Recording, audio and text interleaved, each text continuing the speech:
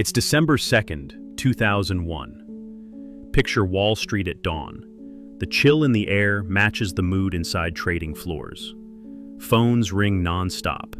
Traders, normally composed, shout orders as Enron's stock plunges, from $90 to pennies in what feels like seconds. Overnight, $74 billion of shareholder value. Gone. Just like that. This wasn't some dot-com bust or overhyped startup. This was Enron, once crowned by Fortune as America's most innovative company for 6 straight years. The darling of Wall Street, the pride of Houston. And now, a name that would forever be linked to deception, disaster, and greed. The most chilling part? Everyone believed the story. Presidents, senators, billionaires, they all applauded Enron's genius. George W. Bush called Enron a model of corporate citizenship. The media hailed it as the future of capitalism. Ordinary investors poured their savings into Enron shares, confident they were backing brilliance. But beneath the glossy annual reports and cutting-edge image lay rot, fake profits, hidden debt, and a ruthless culture where greed trumped integrity. Enron's fall wasn't just a company's failure. It was the day corporate America's mask slipped, revealing the dark hunger beneath. And the world would never look at business the same way again. Enron was born in 1985, a child of merger between Houston Natural Gas and Internorth, a deal brokered by Kenneth Lay. Lay wasn't your typical executive. He was charming, politically connected, and a true believer in deregulation. His dream, take a boring pipeline business and create a trading empire, one that bought and sold energy like Wall Street traded stocks. To make it happen, he recruited Jeffrey Skilling in 1990, a McKinsey consultant with big disruptive ideas. Together, they aimed to turn Enron into something the world had never seen. And for a while, it worked. Skilling brought radical change. Mark-to-market accounting. On paper, it was brilliant. Book the entire value of a deal the moment it's signed, not when the cash comes in. Future profits became today's earnings. Investors loved it. Enron looked like it was printing money. By 1996, the stock was soaring.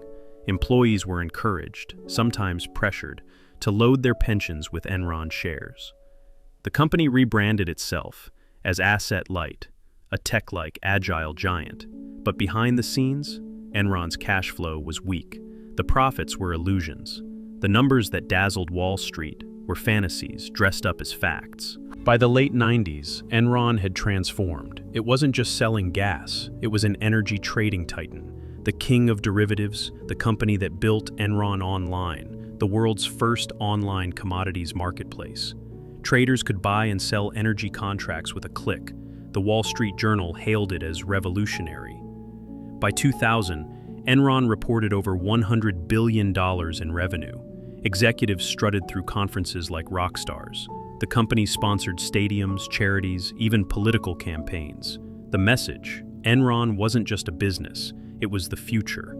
But under that slick surface, the lies were multiplying. Andy Fastow, the CFO, engineered a network of shadow partnerships: LJM, Chuco, Raptors.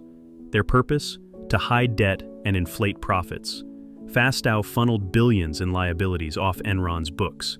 It was so convoluted, even some executives didn't understand it fully. But as long as the stock climbed, no one cared. The media praised Enron's genius. The analysts stayed bullish. If the stock price is up, they must be doing something right, people said. But Enron's rise was built on sand. Every success story was a carefully staged illusion, designed to keep the markets fooled. Enron didn't stop at energy. Broadband, water, international utilities, anything that sounded futuristic or lucrative, they chased. Billions poured into Enron broadband. Skilling claimed it would do for the internet what Enron did for energy. They tried to dominate water markets, dabble in weather derivatives, even bet on electricity grids overseas. But the ventures bled cash. The broadband tech didn't work. The deals failed. Didn't matter. Thanks to mark-to-market, Enron booked imaginary profits on imaginary success. The house of cards got taller, more fragile, and nobody dared question the kingmakers building it. Inside Enron's glittering HQ, the culture turned poisonous. Employees lived in fear of being ranked out. Every year, the bottom 15% were fired. Questions about accounting? Those got you labeled a dinosaur, a blocker of innovation. Skilling and Fastow were untouchable. Promotions went to those who kept up the charade. Bonuses flowed. Parties dazzled. Enron's value hit $70 billion. But inside those glass towers, people whispered that the numbers didn't add up. And soon, the whispers would turn to shouts. August 2001. Skilling resigns out of nowhere, citing personal reasons. Investors are spooked. The market smells smoke. Behind closed doors, the truth is impossible to contain. Fastow juggles debts between shadow entities. But it's not enough. The walls are closing in. Journalists, once dazzled by Enron's brilliance, start asking dangerous questions. The first domino is about to fall. October 2001. Enron reveals a $638 million loss and a $1.2 billion equity write-down. The stock craters 20% in a single day. The SEC opens investigations. Creditors close in. Fastow is pushed out. Soon the public learns. Billions in hidden debt, off-book partnerships, sham deals.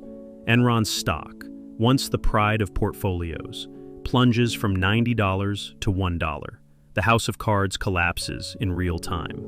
By November 2001, Enron was in freefall. Creditors demanded repayment. Trading partners backed out of deals.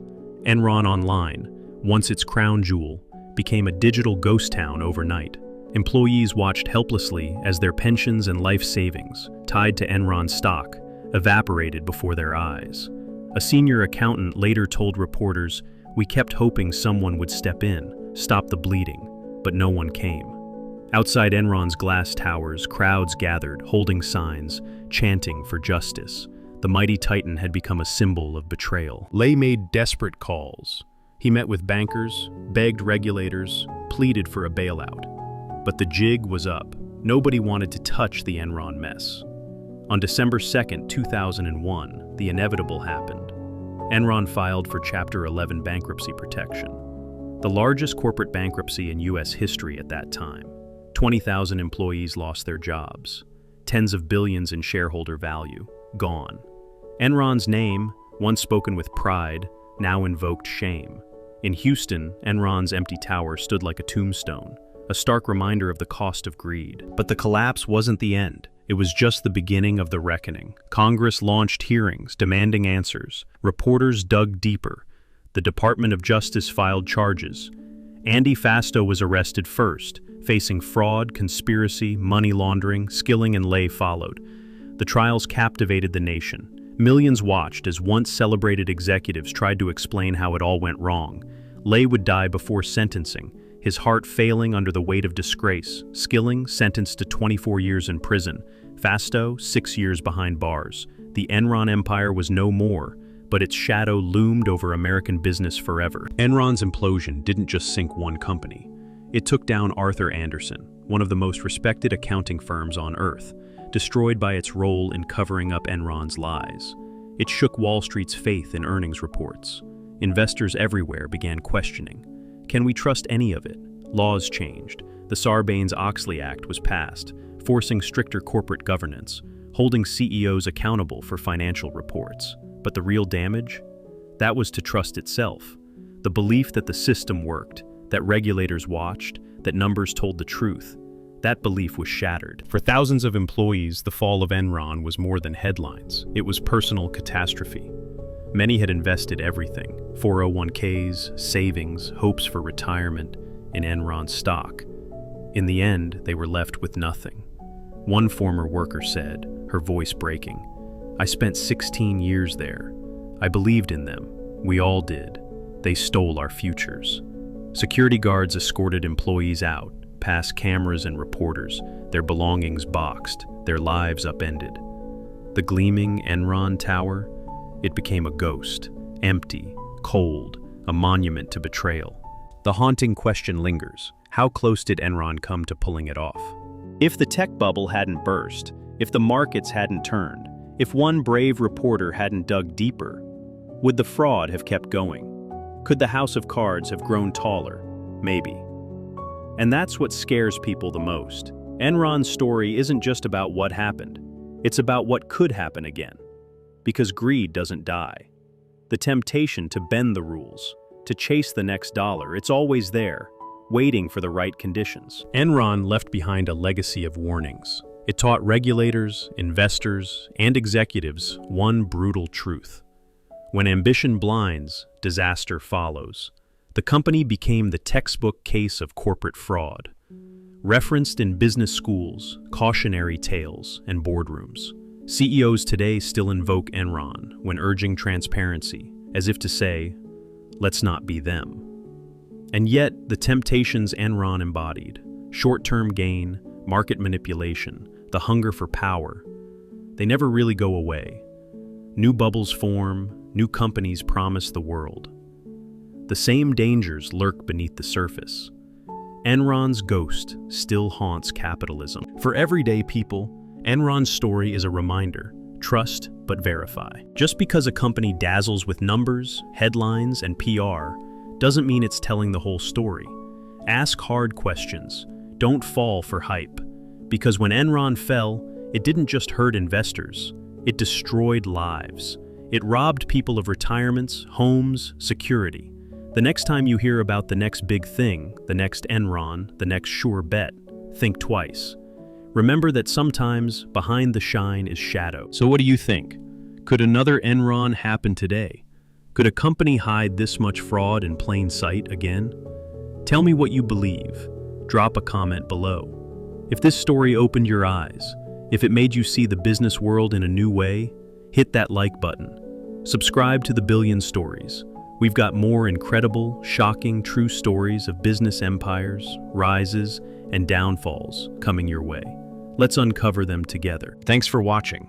Remember, behind every billion-dollar company, there's a story, sometimes of brilliance, sometimes of disaster. Enron's tale has it all: ambition, innovation, greed, betrayal. And in the end, it reminds us, not everything that glitters is gold. Stay sharp, stay curious, and when the next can't-fail company comes along, look beneath the surface. That's where the real story always lives.